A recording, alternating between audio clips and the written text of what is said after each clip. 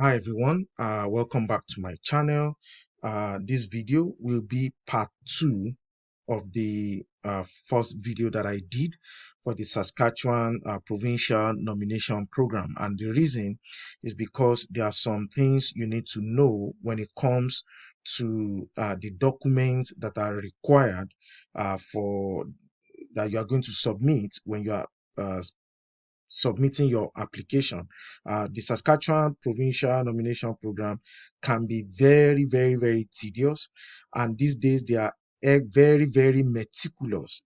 They check every single document that you are sending because it must be up to the standard that they require, and it must contain all of the information, that they require. So without much ado, let's quickly dive into it. If you watch the first video, you should also watch this second video so that you can have a wholesome idea or knowledge of how to go about applying for the Saskatchewan Provincial Nominee Program. So where we went to initially was the overview. Now we are looking at the required documents. So over here, the general documents you are going to submit are things that has to do with your identity, your work experience, academic credentials, language ability. But then there are forms that are required of you to complete as well. You have the generic application form for Canada. Usually always look for the latest one. Uh, they usually update those forms. So check and search for the one that is closer to the time that you are completing the application. That you are filling the form. The additional family information form. If you are married, you must fill this, one for yourself, one for your spouse. The Schedule A background declaration. If you are married, you are filling some parts for yourself, you are filling some parts for your spouse as well. If you have more than four dependents, sorry, more than five, you have to use the additional dependent declaration. This is for those, excuse me, this is for those who have more than five children. If you are using a representative, that is, you are using an agent, the agent must not only be licensed to practice immigration in Canada. Saskatchewan have their own list of representatives. So you need to check here. You need to check to see if that representative is allowed to do the Saskatchewan provincial nomination for you. So it is not just a Canadian licensed immigration person that you can use. Saskatchewan they have their own list. So for the if you are doing the express entry, if you are doing the one that requires that you have an express entry profile, you provide your express entry profile number and your job seeker validation code.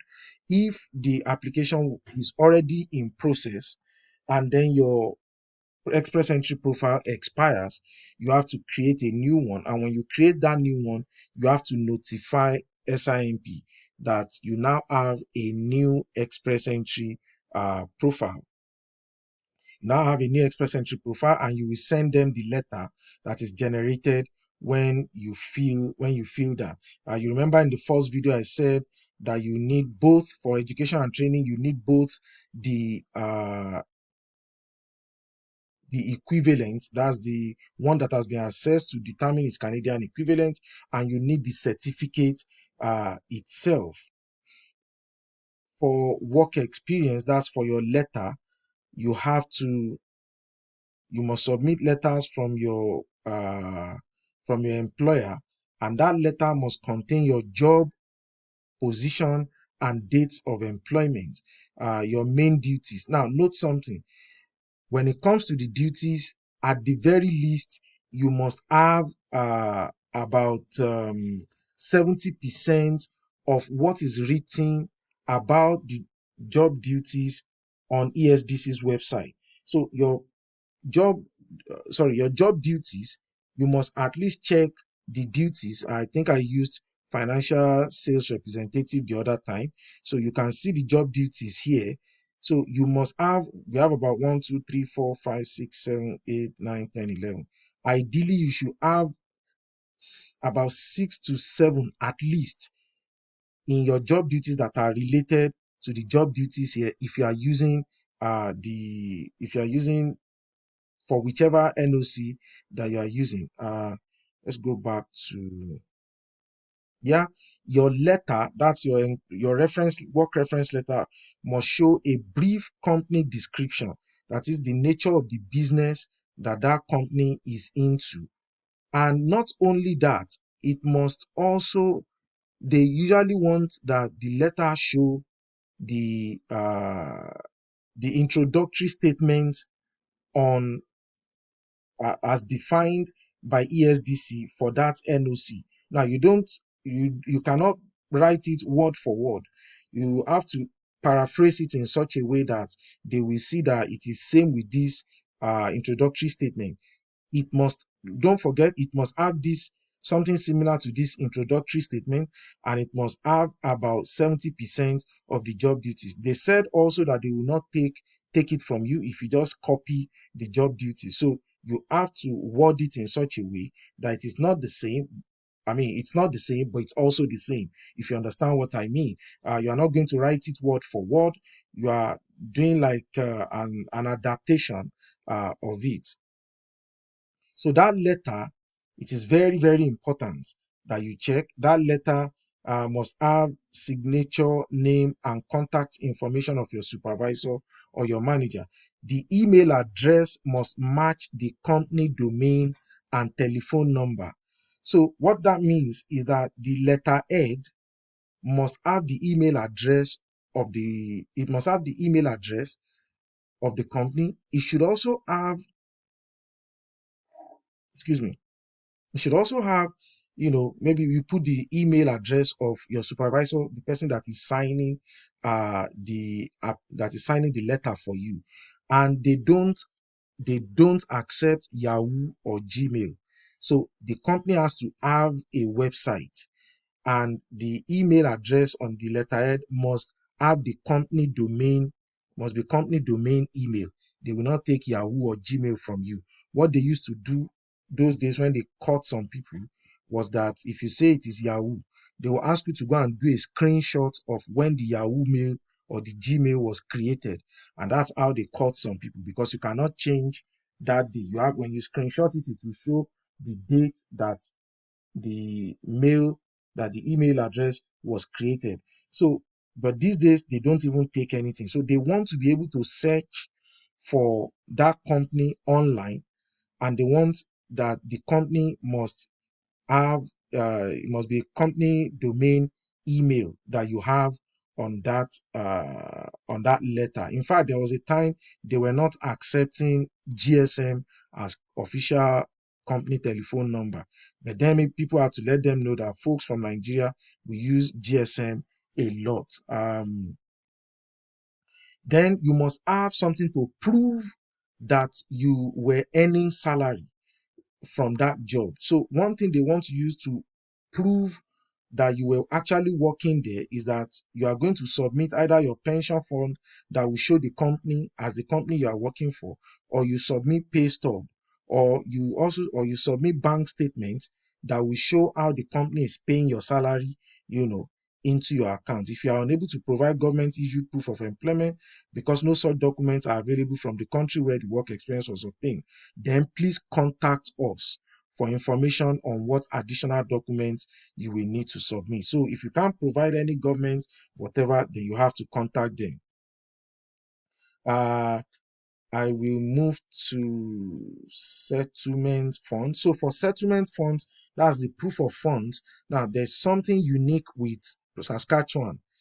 The proof of funds you want to use must already be in the account 3 months prior to the date that you will submit the application. And there should be evidence that the money will continue to be there. So let's say you are submitting the application today, which is August 9, then that money must have been there by May 9.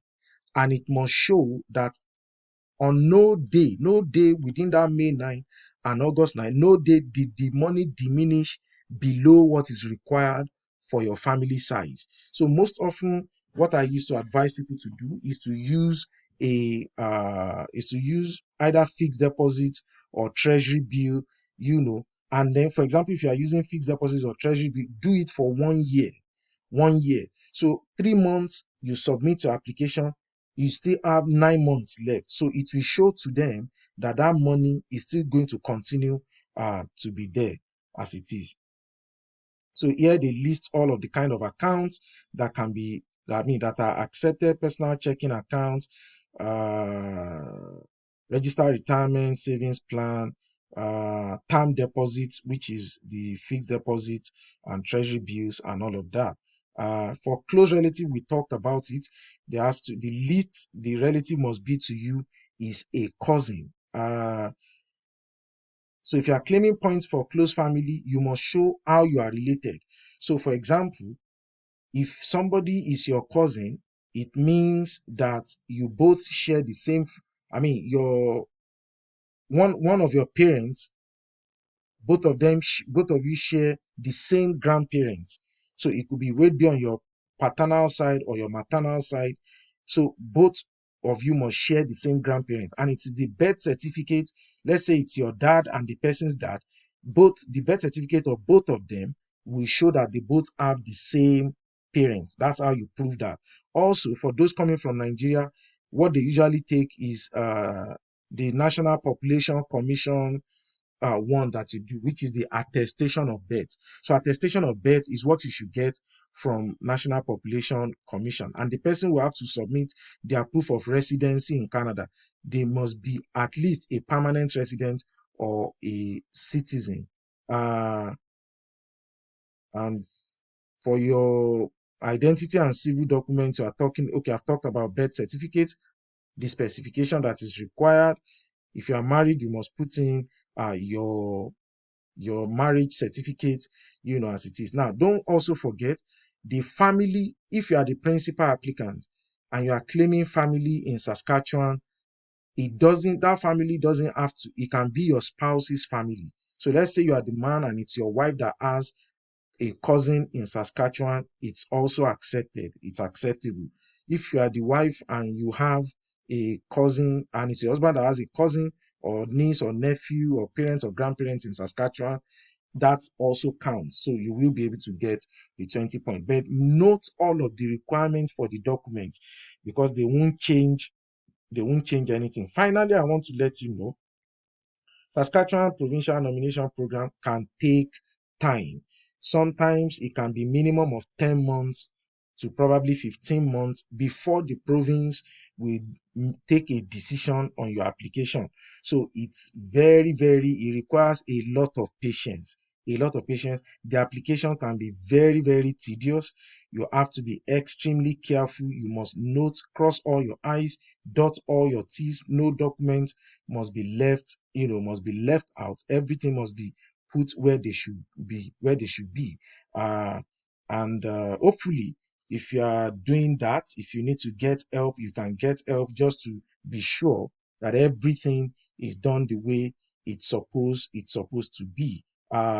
Ideally, they don't want anyone involved in your application. If someone is assisting you, you must fill out a form and put it there that the person is assisting you, and the person, you are not paying the person.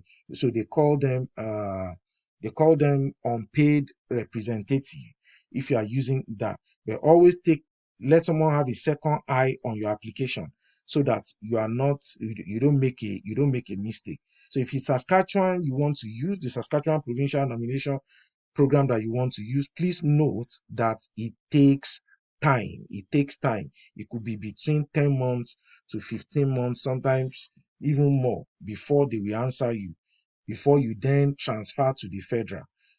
So that's the patience that sometimes is required if you want to come in as a permanent resident to Canada. Thank you, and God bless you.